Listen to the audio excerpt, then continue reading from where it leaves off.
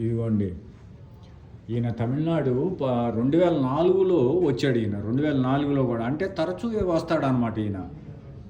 2004లో visit చేశాడు Kanchipuram temple.